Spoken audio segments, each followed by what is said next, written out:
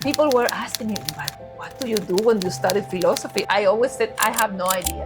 I will see when I'm done. Sometimes I just felt like I'm studying this, I'm doing this. I don't know how this will come together, but I just need to do this. Hear this part of you that maybe you thought they were not so good or you couldn't trust them. We give them all the opportunity to speak.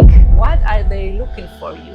There becomes very interesting. At the end, you realize, they also want good things for me. There are many ways of knowing yourself. You can be alone or not alone, but this image of going to a Buddhist temple or a retreat, it could be, it's one way, but it's even more interesting to see yourself in the mirrors of other persons. How do you react? What makes you angry? Different feelings now. In these interactions, relations with other people is where we can also know more about ourselves.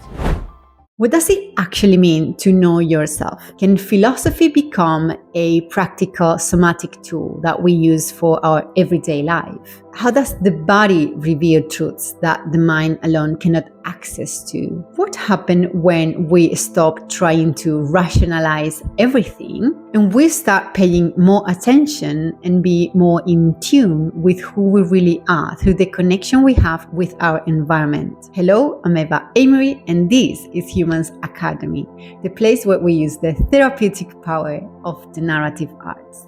Welcome to episode 11. Today I'm super excited because I join an amazing human being, but also a very special person and also dear friend of mine who has dedicated her entire life to exploring these questions. Karina Nazal Schuenemann. She's a philosopher, a yoga teacher, and also the creator of Ritmos de Ser, a grounded practice that brings together philosophy, conscious movement, and also dance as a way or a path towards self-knowledge. Together, we'll explore what it really means to know ourselves and how philosophy can help us redefine our true identity, and especially how reconnecting with our bodies might not only change the way in which we relate to the world, but even, contrary to the mainstream, be the most authentic path towards self-knowledge. And before we dive in, I have some exciting news. Humans Academy is no longer just a podcast. We are becoming a real community in Malaga and online. We have officially launched a meetup community, and we plan to bring all these conversations into real life through social picnics, cultural events, and playful workshops, also movie nights, and all kinds of gatherings designed for genuine human connection. I will leave the link in the description below. Now, without further ado, I leave you with the interview. I'm sure that it will leave you with more questions than answers. Enjoy the conversation. Thank you, Karina, for being here. It's an honor to be sitting down today with you. And I wanted to start this conversation with a story. And it's the story of how we ended up sitting in here. We were in my car going back home. Yes. And I remember I said to you, Karina, you are the perfect match for Humans Academy podcast because you have this beautiful blend of fields that I've been always looking for in mentors, facilitators, storytellers, and public speakers.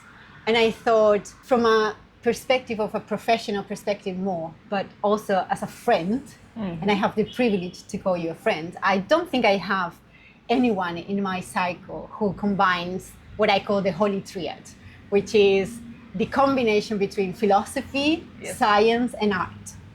And there is this beautiful, beautiful quote from Farid Diek. He says, philosophy asks, science explains, but art expresses.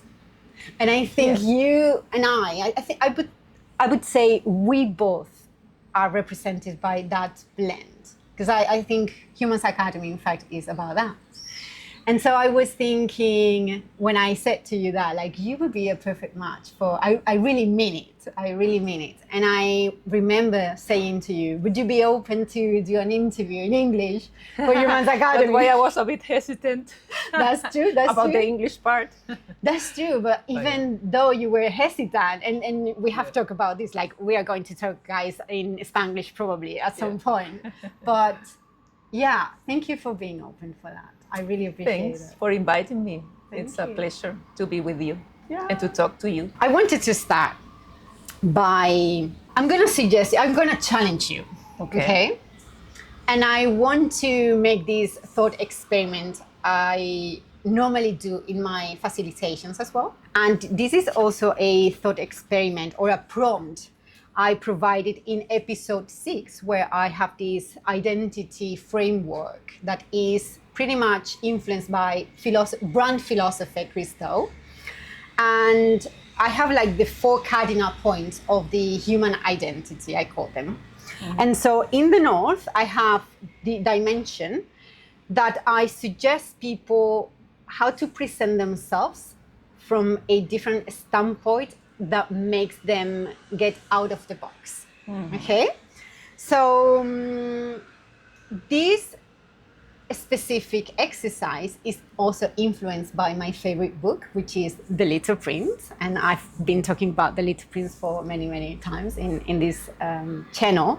And for anyone who doesn't know, The Little Prince is about the story of how when we adults grow up, we lose that ability to see the world through a very childlike perspective, which I think is very, very useful, and we are missing that part when we grow up. And so this exercise is influenced by that book, okay? And it goes like this. I'm curious. Imagine a little kid from another planet visits you and asks you who you are. The only problem, though, is that this kid has no idea what religion, culture, work, status, politics, diagnosis, or appearances standards are. How would you describe yourself, and what story would you tell this kid? Okay, interesting. Right? It's a very good question, because there are, for me, different levels when you ask me who you are, no? Yeah. Because one thing is my name, I'm a woman, no? If I have to explain this kid, there are men and women, I'm a woman.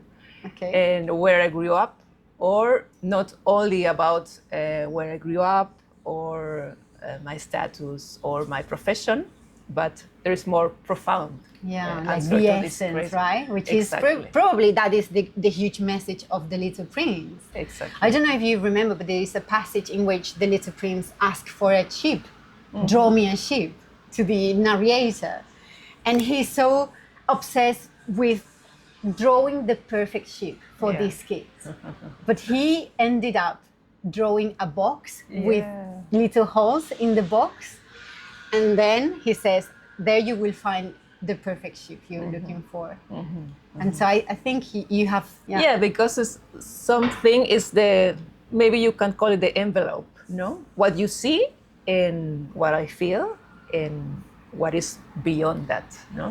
What I'm as a human being, but also what is my essence, no? Yeah, exactly. So for me, this question can be answered in different levels. We can start maybe with the superficial level. Yeah, go for it, please, go for it. Well, I can say that I'm a woman. I'm born in Chile, which is very far away from here. Imagine a place beyond the sea. That's where I was born, and I grew up until I was 29. And then I started a journey. Maybe we will talk about this journey. I studied philosophy. I have different interests in my life. And I could say that maybe I'm a curious person. I'm a seeker. And maybe that's what's about in The Little Prince, no? The Little Prince is also very curious, and maybe we can say he's a philosopher too. Absolutely. A little philosopher. No doubt about that. Yeah, with this curious that is inside him, no? And that's for me maybe the thing that would be very essential for philosophy, this curious, that you make questions about what you see, what you experience, what you feel. And that's why I think that I'm a philosopher in this way, because I want to know, I'm curious, I like wisdom and searching for wisdom, and to look at myself and ask also questions about me and the world and everything that is inside. Yeah. So would you say one characteristic of yours is probably being very attuned to your intuition? Could be. It's something it's interesting because I realized that I'm more intuitive as I thought the latest years, that I'm more sensitive as I thought. And that's a part of me that maybe was not so clear for me.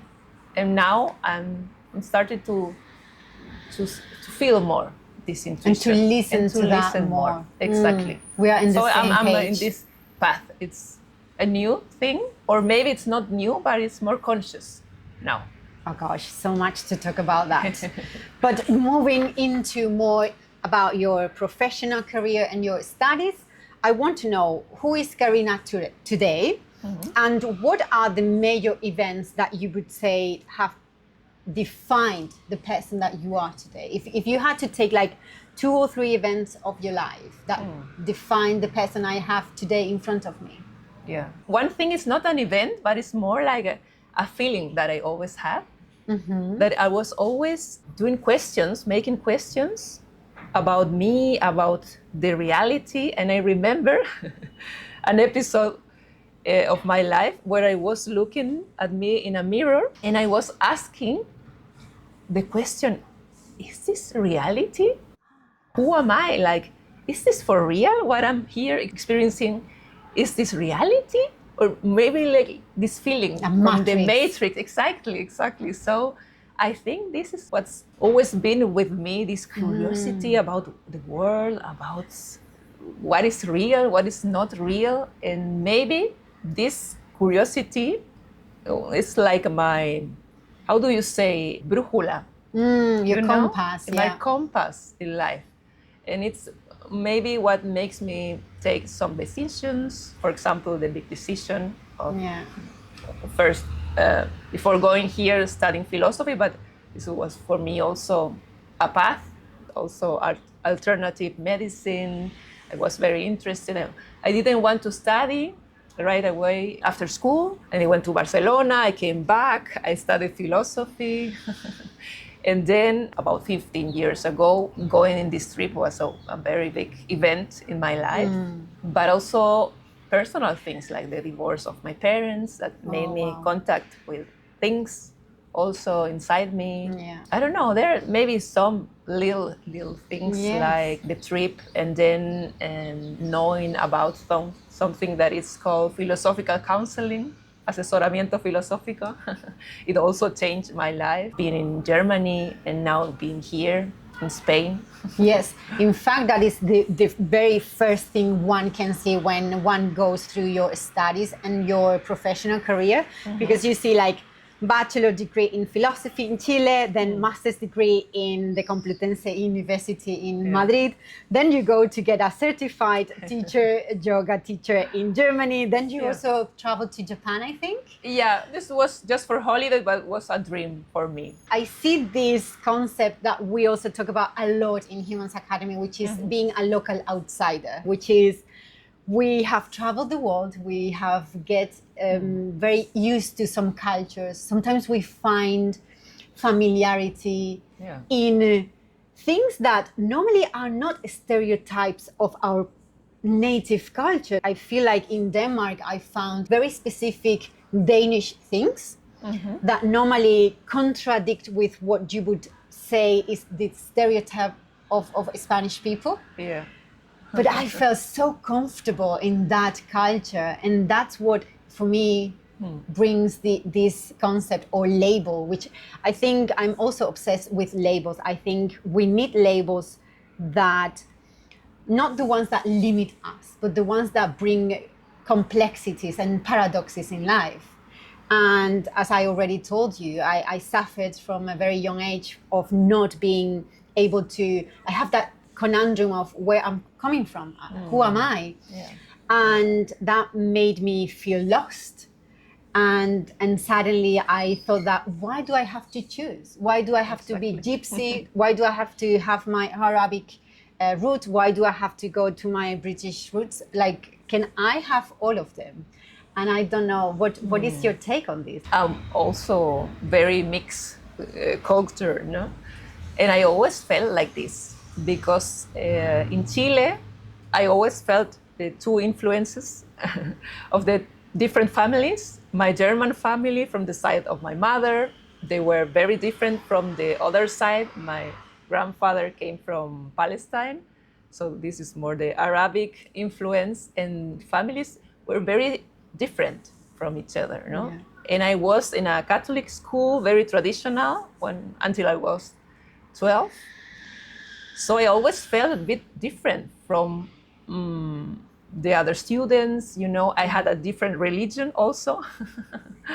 I was not Catholic. And I always felt a bit different, and like I have different influences in my life.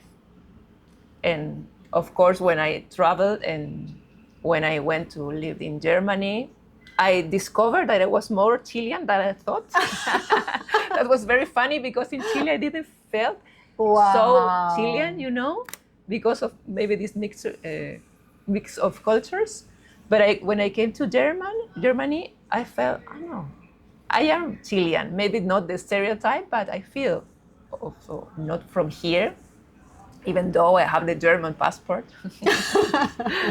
But I don't feel so German. Maybe I have some things. Yeah. No, Well, your surname is German. Can you spell it? Like, it's Schuenemann? Schuenemann. Yes. Did I pronounce it well? Yes, very good.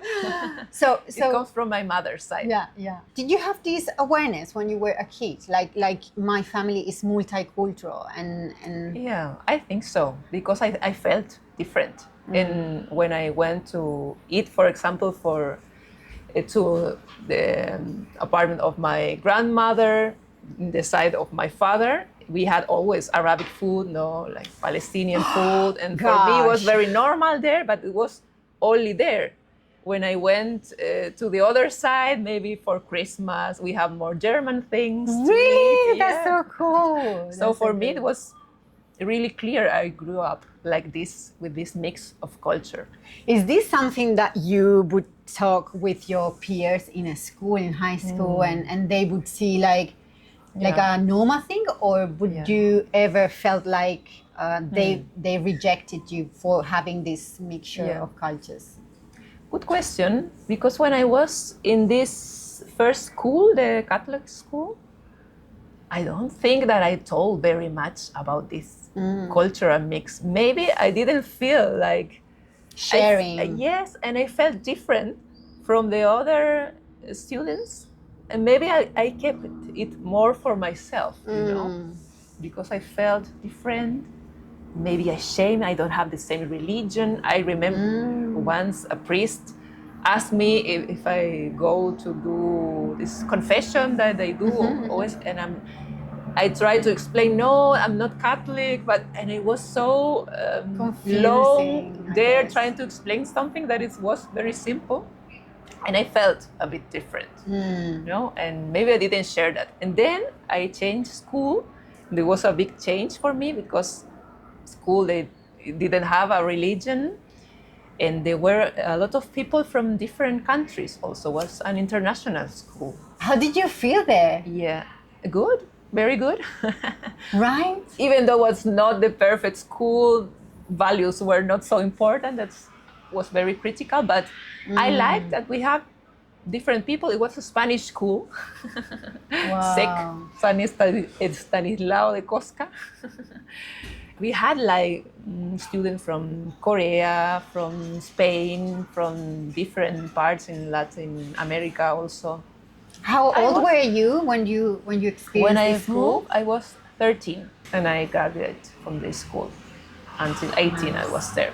It was interesting to see different people with different cultures also. I think I always liked And I always felt comfortable also Absolutely. with people that are mixed. Yes, Like yes, yes. That's why I created Humans Yeah, Academy, so people don't have to choose like Exactly, their exactly. roots and their country. Yeah, and then I think it's a very beautiful thing, no? That you are mixed because maybe you understand more when someone is not from here, when they have this different culture, no?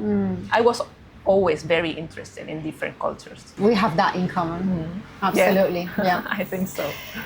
So I want to now pivot a little bit more into your philosophical counseling and coaching, because I think people are going to be really, really interested in this service that you provide. And I want you to explain to me, how do you end up doing these kind of services? Like after studying philosophy, how do you decide which is the approach that you want to study? Do you find it by chance, or do you investigate and then you decide? Yeah. And also for people to also know more about that service, can you explain to us? Can you take us through the process? Or because I have no idea. For a person who loves philosophy, I don't know where is, for example, the difference between coaching, life coaching kind of service, and a philosophical coaching perspective. Yeah. Maybe I can tell you about how I discovered it. Yes. Because I also didn't know that this exists. No, I was studying philosophy in Chile, and I was very disappointed because I studied with philosophy because I had questions. I was curious about things, about life and humans and everything. But then when I was studying, it was, I think, almost only about a theory. You studied philosopher, that it's interesting, but you don't learn how to think really for yourself. It's more like you learn about this philosopher, and then you have a test about his thoughts. And I was very disappointed because it was for me too dry. I don't know if you can describe like this. Like you want to integrate that into your life. Exactly. Otherwise, it's just like reading a book. Exactly. And then when I went to colloquios, I don't know how do you say that in English, it was theory and speaking about concepts, and I very saw that complex, because sometimes philosophy can get very, very confusing, right? Also, for me, it was more like a thing for experts. You become an expert of Kant. You become an expert of this philosopher, and I was not so interested in that. But I discovered at the same time Oriental philosophy, like Chinese and Hinduism and Taoism, but it was not really part of my studies, like official studies in philosophy. And I was really, really excited about this other part that is more connected with life. So when you study philosophy at university, it's more about classic philosophy. Yeah. Like you're not introduced to all the different kind of philosophies. Wow, I didn't know this. Unfortunately, it's not like this. And I studied in Chile, but we only studied philosophy mostly in Europe. And it's a pity because it doesn't exist outside from Europe. Yeah. And also civilizations from South America. There are so many. You don't study this. Wow. It was more in these outside programs that were more about art, aesthetics, but in this other way. And then I discovered more. There is also philosophy in China, in India, in Japan. Yes. But it was not really a part of the plan of my studies. Yeah. And then at the end of my philosophy studies, a friend of mine told me about something that is called philosophical counseling that I didn't know that exists. And I found it very interesting. And she told me, I'm going to Madrid. I will meet the person that is doing this in Madrid. And I thought it was very interesting. And then when I came to Europe, to Germany, I remember about this philosophical counseling. And I searched for this woman, Monica Caballé. And I also read a book of her. And I was so excited because it was really what I wanted. Wow. in university, what I was looking for. This question that was were related to my life and not there in the academic world. Yes. And I discovered this, and I contacted her because she was in Madrid, and I felt that was really close, even though it was in Berlin. And I started these studies about philosophical counseling when I was in Berlin, and then once a year we met in Madrid. Like, they were coming people from all over Spain, and then we met once a year. The approach is called sapiential approach. Yes. What is the difference? Because I'm curious to know what is different. Of course, you have already touched a little bit about that. It's more practical, I guess. It's more bringing philosophy to the everyday life. Yes. How would you describe the process one person goes through in these counseling services? What is something we can expect through this service? You also asked me about coaching. It's also different from coaching because we don't have like goals. I will not take you to some place that you are not there. It's not like we are following goals or trying to be somewhere else or trying you to be someone else. We start from your situations and what you're experiencing right now. And we work with your personal philosophy. And it's not something theoretical. It's more like what's behind your actions, your feelings, what you do, what you don't do, maybe it's an obstacle in your life, maybe these patterns, and you say it? Yes. These repetitive patterns. And so everything that is behind that, I call it the glasses that you have, that you put to see yourself and life and relations and everything. We look into these glasses. And we take off these glasses, and first we are aware, we have glasses. Exactly. We are filtering the metacognition that we call, right? It's like thinking about our thinking. Exactly. And this is already very interesting that you find out that you have glasses. Oh gosh. It's like, this is not reality, these are my glasses. And I can take them off and look, are they clean or not so clean? Maybe I need more gradation, I'm not looking very good, seeing everything as it is. So you work with these glasses that is your personal philosophy. And as I said, what's behind your life. I'm thinking because, and this is also a question I had prepared for you, but the more you talking about this, the more I can see clearly, because I want to know what is the, let's say, the prototypical person who comes to you to say, I need some help. Because what I notice here is that sometimes it can be mixed with therapy, because therapy also, it's the investigation of how your mind works and the patterns that you have, and how to, like CBT would be like the approach that goes more into that realm. But I'm curious to know, what is the type of person who would ask you? Have you noticed any specific trait or characteristics in these people who come to you to say, I need some help? Sorry to interrupt your hyperfocus, but this episode wouldn't be possible without the partnership with Hostel El Mantenio in Málaga Center, which has opened its doors so we could film this amazing interview in its terrace together with Entre Tus Redes. As you already know, at Humans Academy, we love local culture and also support all the businesses that help us preserve all our cultural heritage in Andalusia.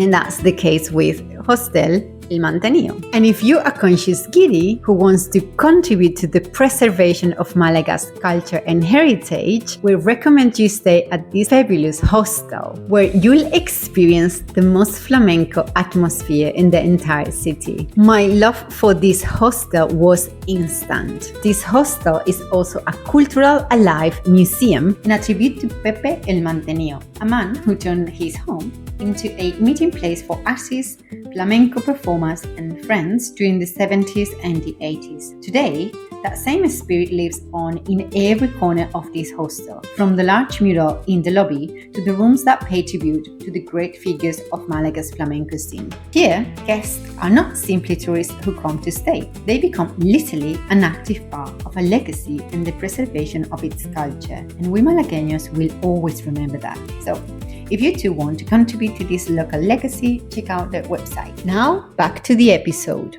But I'm curious to know, what is the type of person who would ask you? Have you noticed any specific trait or characteristics in these people who come to you to say, I need some help? I don't know if there is a pattern, because could be very different person from very different backgrounds, you know. But maybe what they have in common is that they want to look up themselves. Self-knowledge. Yes, and they are open to question things about themselves, about life, about their glasses. So that's maybe what they have in common. If you're not open, you cannot really understand, you know, and progress. Question and to really see things maybe in another perspective. So you can come from very different backgrounds. Doesn't matter your profession.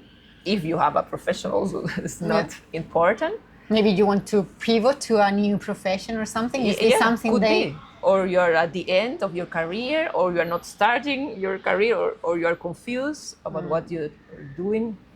That's not really important. What you bring to this consulting is not so important. It doesn't have to sound philosophical. You don't need to have something that sounds profound, because the perspective is philosophical, no? And you can bring whatever is happening in your life. If you have questions, if you have doubts, if you have maybe patterns that you see that are repeating in your life, and then we will look at this personal philosophy and what's behind, you know, your actions, your doubts, your suffering. That's also very interesting. How sometimes the way that you look at things makes you suffer, no? Unnecessary suffering. I'm not talking about pain that comes with life, no? Yeah.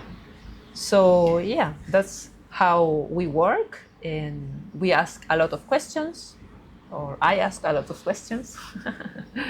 And these questions open a lot of perspectives, no? And sometimes people tell me, wow, I didn't thought about this, or I never questioned this. I thought I had to change this and be like this, but wow, if you're asking that now, a woman that was telling me that she has goals and she is not able to go after these goals, or maybe small things that she wants to do and then she doesn't do, like procrastination. And I was talking to her, and I said as a joke, I will not be a coach that helps you to go to achieve these goals, no? But I can help you to see with more perspective what is happening, what is stopping you from doing the things that you would like to do. And then if you're open, it can become very interesting and to sometimes see, you know? the path reveals itself. Exactly. Right? When we have the whole landscape, it's like, how didn't I see it, right? Yeah, and the things that maybe are confronting, you know, because I really believe that you are looking for your good always, no? But maybe you have different parts in you that are looking for different things, and maybe it feels like they're That confrontation. but it's not really like this. If you look more, you discover maybe parts of you that you didn't think they were like looking for something good, but they are. They are. If you give them the opportunity to speak, to reveal. Absolutely. And this is something I do also in my facilitation, which is you have to sit down with all the parts of you that are talking. And because yes, sometimes you have to not refuse them, because I don't think you have to refuse to them, but maybe in that specific moment of your life, you have to prioritize one instead of another one, and give voice to one that has been being silenced for many years and now needs a space to speak. Yeah, that's what you see, we don't prioritize one more than the other. It's more like like you said, we give them all the opportunity to speak and to finally be Couldn't heard. be more agree. Yeah. What they agree want more. for you. What are they looking for you? There becomes very interesting. Yeah. When you hear this part of you that maybe you thought they were not so good, or I don't know, you couldn't trust them, but at the end, Yes. you realize, they also want good things for me. Yeah. And we are a unity and not really like confronting Exactly. parts. You have to integrate them, all of them in your life. Yeah. Absolutely agree. With one thing you said, which is the questions that we do ourselves. I want you also to ask you that, because I think it's really, really interesting. Sometimes it's not that we have a problem. Sometimes it's that we are not asking the right questions, right? And so my question to you is, how do we know that we are asking ourselves the right or the best questions? And if we are not asking the best question, how can we do that? How can we get the best questions? Yeah, it's a very interesting subject. Questions are very, very important. And for example, maybe if you are suffering, when you ask yourself some questions, and these questions bring you to suffer, maybe they're indicating maybe it's not the right question. Oh gosh, and I want that's a very good one. to also say there's a difference between suffering and experiencing pain that comes with life. I mean this unnecessary suffering that comes from this. Being in the loop. Exactly. So if the question brings you to suffer, maybe it's the classic not the right why question. me, for example. Can we say? Exactly, why me and not the others, or things, why I'm so stupid, I'm not doing these things that I want to do. Self-sabotage. What I have to do. But I also question this concept of self-sabotaging. I don't know if you really want to sabotage yourself. I think not. It's more like maybe you're confused, but you don't want to sabotage yourself, no? Yes. I think all parts in us want our good, not our bad. That's true. I agree. The way in which I define self-sabotage is that once we had, and from the narrative point of view, what we see is that we have stereotypes of society that want us to be social, and they bring us lessons. Sometimes they are very hard lessons in order for us to fit in society. And when we grow up, we internalize those voices. And so I don't believe either in self-sabotage. I would say it's more social sabotage. But it has been inherited somehow, and it has transformed in an evil way in which we no longer differentiate what is useful and unuseful in society. And I think that is, for me, the way in which I see self-sabotage. Because otherwise, how are you going to separate yourselves from those voices? You were not born with those voices. I think it's important to recognize these voices, and not blame society or your parents and wherever, because now if you're an adult, they became maybe your voices, And it's very interesting maybe to look where they come from, but to recognize they are part of me. And I'm telling this to myself right now. It's not blaming the others, more like, okay, which are these voices that maybe I internalized? And then are now part of myself. And then to question them. Do I really want to do this? Do I really want to have this life? What do they expect from me? But what do I expect from me also, Yeah, it's not that much what people expect from me, but what do I expect from myself? That's more interesting, and it's really more the problem, what you expect from you. Because sometimes we put voices, different voices, but it's more like our voices, that we say ourselves, maybe because we heard it when we were kids, or I don't know, from different experience. but we internalize these Yeah. voices, and that's very interesting to be aware first. Oof, that is a journey, girl. Yes, Like that of is course. like really the journey that we take in our lives. That takes a lifetime. Yeah, but it also makes you feel like you have more freedom, Yeah. because you can question these voices. Absolutely. And not feeling that society is against me and everyone is against me. It's more like, okay, what am I telling myself? What do I really want to do? Yeah. What are things that are important to me? What are my values?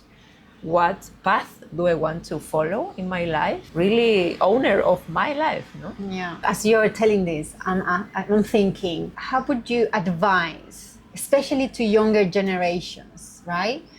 When they feel that they don't have, probably not even the economic ability to have a coach or to have a philosopher like you, how would you recommend them to start that process of self-knowledge and self-discovery when they don't have that many resources? How would you do that? Yeah. You can always make questions. That's for free. What do I really want? What makes me happy? What gives me energy? What gives me a good feeling, a nice feeling? No? What does it feel right for me? What Yeah. does it feel right or good inside? No? Like dare yourself to ask different or difficult questions. Yes. No, you don't have to have the answer, Yeah. but just opening questions for me are so beautiful because they open different realities that maybe you don't thought about it, no? And if you Yes. dare to ask you, do I really want to become this and this? Do I really want to go in this path? Does this make me happy? You can start there where Yeah. you are. Also, a good way is to be with another person that maybe understands you and have Yeah. also this in common, like, because when you speak with another That one, is a good another advice. person, That is a very it's good also advice. it could be a group or one friend, Just one or friend would just be another more than person. enough. It brings a lot, because it's like a dialogue where you say but you Expand listen. yourself. Yeah, and maybe you hear something different and you have another perspective from the other person, and it could be very rich. Yes. No? Not only also nice to do it with Yes. yourself or to write, but this dialogue. You just also brought me very this interesting. beautiful quote from Esther Perel that I love. She says, "It's only in the presence of another person that you find yourself." And I think that's true. We are gregarious creatures. We cannot survive alone. Yeah, we need each other, no? And we make our life more beautiful, no? And comfortable also. I also think there are many ways on knowing yourself. You can be alone or not alone, but sometimes you think that this image of going to a Buddhist temple or a retreat Thanks where for you're saying, alone and you gosh. find yourself, but it could be. I don't say It's that one it's not way. like it's one way, but it's even more interesting to see yourself in the mirrors of other persons, no?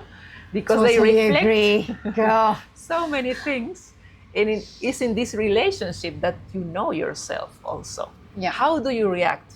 What makes you angry? What makes you have rage or experience different feelings now? Because in these interactions and relations with other people Yeah. is where we can also know more about ourselves. So beautiful. I want to connect now with your most recent facilitation practices that is connected to your dancing, conscious dancing lessons and sessions. How do you end up pivoting or jumping from philosophy into conscious dance or conscious movement? Yeah. And then combining them, which is, I think, what characterizes your specific method or your specific firm, like signature in your sessions. When do you do this combination? Is it while you are also preparing yourself for a certified yoga teacher? Is this something that you connect like randomly? No, it was after that. I was always interested in yoga, and I always dance, like alone or with friends. but I never connected this. It was more like a recent thing. I was reading a book of Antonio Blay.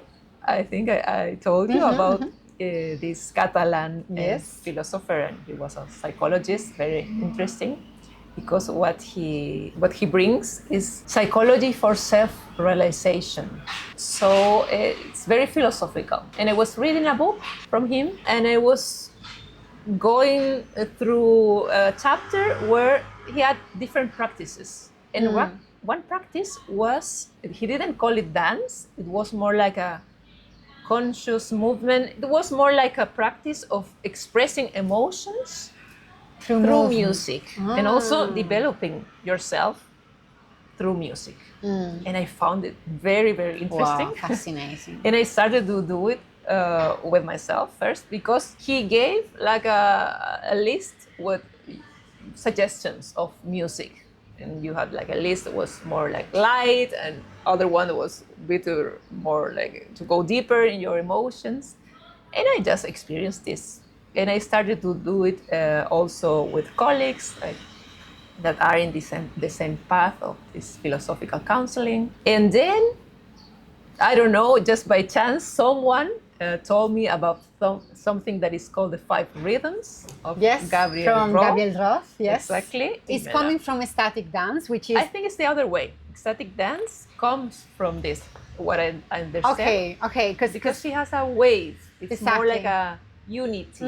You go through these different rhythms that are connected with different elements. And I find myself more connected with the elements. That's why I take these 5 elements. For me, it's also, as I said, a way of first expressing everything that you have right now. Yes. And maybe that you had in your body for a long time, that it's stuck maybe in your body. Absolutely. First expressing, but also developing, and also auto-realización. Yeah, self-realization. Self-realization, exactly. Yeah. And for me, this kind of dance that I do is both. You expressing, but at the same time, getting to know you through your body, through your emotions that you're feeling through this music, because music awakes different emotions and maybe patterns and maybe wounds. It can be a lot of difference in different levels. No? Yes. Maybe things that are right now in your life or past things.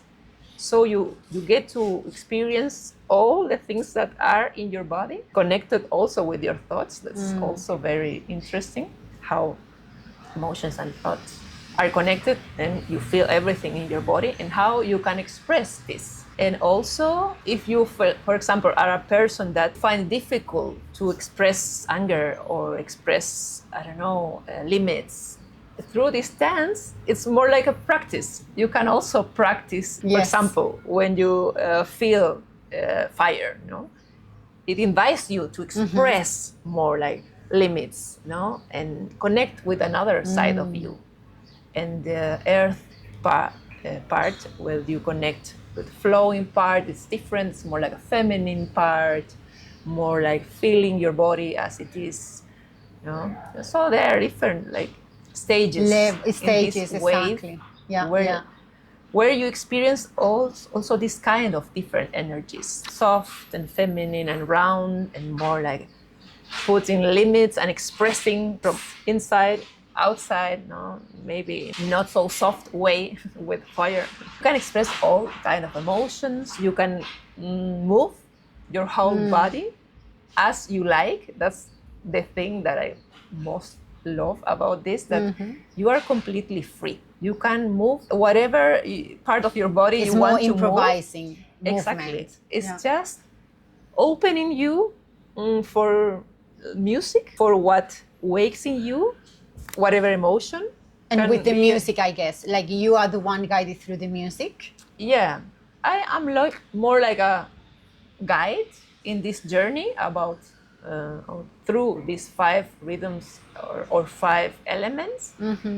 And I make invitation. I call them invitation, because I invite you to feel connection with air. Feel first everything that you are experiencing first in your body, land in your body first, and connect maybe with this energy.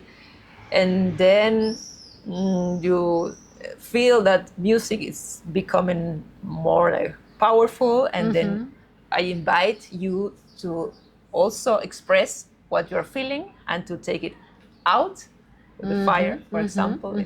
Earth is more like bringing it through the earth or down to earth. Grounding yourself. Exactly, everything that you're feeling, grounding it.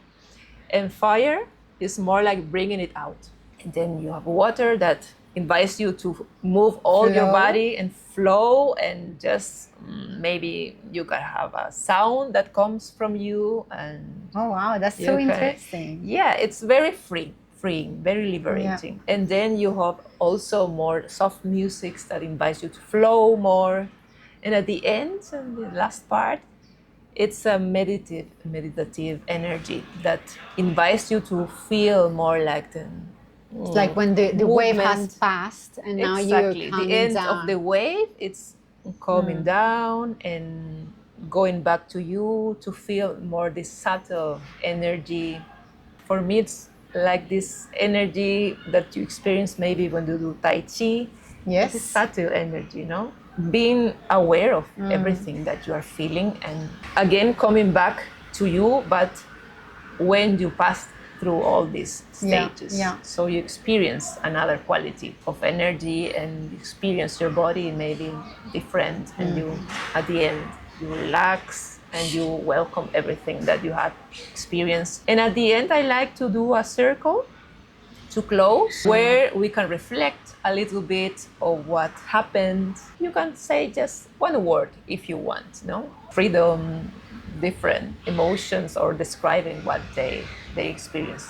And maybe to ask questions and to reflect a little bit. And always we talk about how good this is for our life, and we don't do it very often, and how good we feel when you let ourselves just be free. You talked before about being children, so we were talking about that.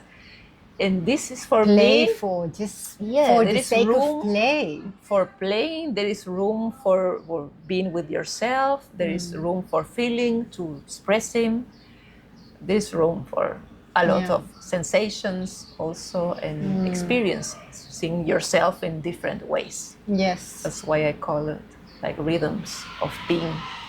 And one thing I noticed about this specific kind of structure of your sessions as well is that there's a narrative. And I think also Esther Perel, she is like my mentor in many things. She has this cycle of relationships that she calls it, and she says we have like 3 major stages in any relationship. We have harmony, disharmony, and repair. And I think that is essentially what we go through internally and somatically, even I would say, like in our bodies. We are in harmony, then something destabilizes us, and then we need to repair. And I think what your sessions might bring to people, but maybe you can tell me more, but you have explained beautifully, which is people are missing the repair. I think we are constantly having like misunderstanding with people. Maybe while we are driving, at work, in the hotel, and everywhere, and we don't have that moment of repair, of saying, "Hey, I'm sorry, I didn't mean to disturb you." And it's because we are in this loop of stress and anxiety that we don't take the time to disconnect. And sometimes we store that anger. We store the anger. We store the frustration. And I wanted to share with you this piece of information I found, and I wanted to ask you something. It says, when an emotion is triggered, it takes about 60 to 90 seconds to pass through our system, our nervous system. If you don't process it, this leftover energy can get stored in your nervous system for years. Trauma experts suggest sometimes for as long as 7 years. Or more, manifesting as chronic tension, anxiety, or pain. This is kind of the thought that came to me. if most of our chronic pain and our immune diseases that we have today are provoked by unprocessed emotions, Yeah. could dance help us heal that wound? And if so, how? How do you think dance can help us? Of course, because this kind of dance, free dance and conscious dance, they invite you first to feel. Because what you said, now when we don't process emotions, it's So we because refuse. exactly we don't want to feel. So in this kind of dance, you're open to feel whatever it's there. That's why I tell at the beginning of the session, we don't judge emotion. They are not positive or negative emotion. Emotions are just energy, and this energy needs to flow. And when it doesn't flow, it stucks. It gets stuck in your body. So we are inviting them to be like a dog shaking, basically, right? There's also a part where you can shake everything. I need that right now. To dare to feel everything, to dare to feel sadness, to dare to feel everything, fear, or I don't know, rage, or subtle emotions, love, tenderness, I don't know, everything you can feel. And that's the invitation, that you feel all the emotions that are maybe stuck, like you said, from years, or there are maybe recent things. That's not so important. The thing is that you dare to feel, and you don't force yourself also, no? Because it doesn't have to be a shock therapy. You can start feeling little by little. And what you want to feel, no? And be open. And I also say there is not bad or wrong. If you want to sit for a moment and to rest, you can sit. If you want to lay down for a moment, you can lay down. In Spanish we say, no eres un río, te puedes volver. Exactly. Whenever you want. You're not a river, guys. You can go try, and if you don't feel comfortable, you can stay there just watching and just like... I want to highlight one specific aspect of your practice, and I think I also put this very specific aspect in my professional facilitation, which is spirituality. Because I think the dancing and then doing it in community brings like such a spiritual atmosphere to the room that you can only feel when you are in synchrony with other people. And in fact, we humans are creatures of rhythms. We are connected to the cosmos and the universe through rhythms, right? And I was thinking how much that has impacted my life. Like spirituality for me is like the North Star. Like I always connect through my spirituality to my human experience, to everything. And so there is an episode, I think it's episode 7 that I did everything about spirituality and how we can connect. I call it the universal language. I think spirituality is the only language we can talk with people who don't speak our language, and also with animals, with nature in general, with the universe, but even with life. I think we have a connection. We can talk to our life directly through spirituality. And so I had this question for you. I wanted to bring this because for people who are like me, agnostic or secular, like we don't have a religion, we don't have a faith like in a God or something, you can also find spirituality very calming and very meaningful, right? Do you consider yourself a spiritual person? And if so, how would you say you practice your spirituality in your everyday life? When I'm asked this question, I always ask, what do you mean with spirituality? Because sometimes we understand different things. I also don't have a religion because I feel that I don't need a religion and a path that is already like dogmatic. Exactly. And that I don't like people to tell me what I should believe, what I don't should believe, what I should do, and I love don't question do. marks, and I think you Yeah, too. that's why I'm very free this aspect, no? So, but I'm very interested also in religions because I find it very interesting the way that people look for this different level, maybe not only what we see or what we hear, more like this spiritual connection with ourselves, with others, with God, with nature. You can call it whatever you like. And yes, if you ask me in this way, I consider myself someone spiritual because I feel it's not just believing. I feel that it's another level, not only what we can experience here, no? And I experience this level when I'm with myself, meditating, or sometimes dancing also, sometimes in different practices, nature, or just putting hands in contact with me. And I have different practices. Maybe now it's more dancing, sometimes could be more meditating, also by doing yoga in a meditative way. If you have the experience of being in touch with a deeper part of yourself, don't have to be always present, but you know that it's available. That's the beautiful part, because everyone have this deeper part of yourself, and maybe it's just practicing being in contact with this through your way. It can be art, could be nature, could be writing, meditating, whatever you feel like connects with you, no? Yes, the discovery, I guess, the discovery. For closing this interview, I want to propose you the last thought experiment. And this one is pretty much inspired by one of my favorites, I would say one of my favorite Disney characters. This is from the movie Soul. Have you watched it? No, not yet. Oh my God. So this is about Joe Gardner, who is a jazz teacher, music teacher, and he wants to become a famous jazz musician. Okay. But circumstances make him go to the great beyond, because he is in the process of dying.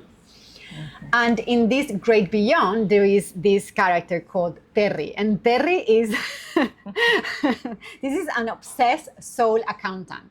So his responsibility is to keep the karma in the great beyond.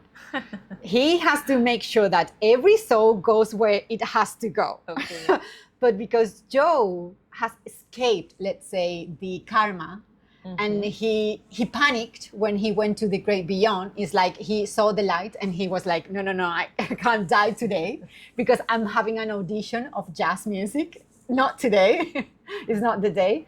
And so Terry happens to be the whole movie trying to find Joe to take him into the great beyond. And so let's imagine, this is the experiment I'm telling you. Let's pretend that Terry connects with you, like telepathically. He talks to you in your mind. And he's the one in charge of this. Yes, exactly. And he has screwed up, and he realized now that your soul, was not meant to be in Karina's body. And this is when I explain to you, my philosophy of life is that we come to this earth in a specific suit. I'm wearing suit Eva, and you're wearing suit Karina. And our only responsibility in life is to take care of our human.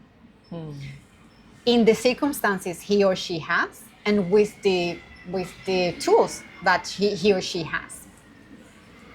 And so Terry gives you this announcement.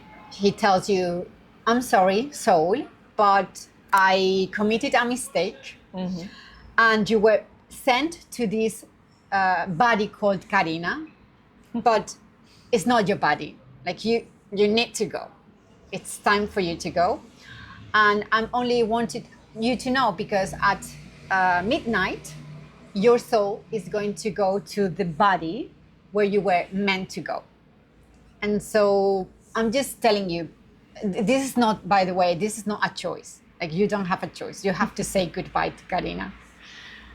So you have until midnight.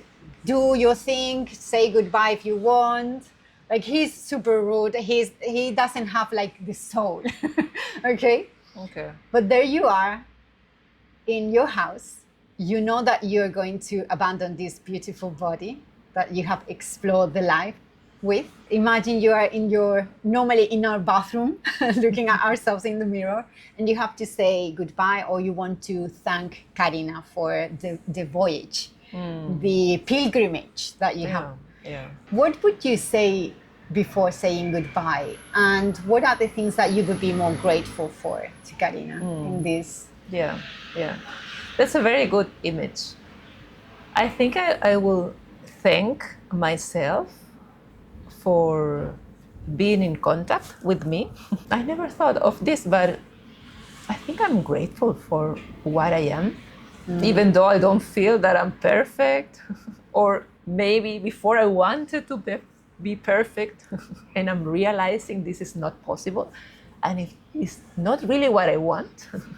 I want to be myself. You really ask me? I have been in this way with all the things that happened, good things or bad things, or difficult things. All the decisions that I made, the trips that I made, what I study, the courses that I do, and the work that I do. I think it's part of the same path of knowing myself, hearing myself, discovering, also in experiencing with other people. And I think I can be in peace with myself because I have done this journey, and I'm thankful for this to make choices that sometimes were not so easy.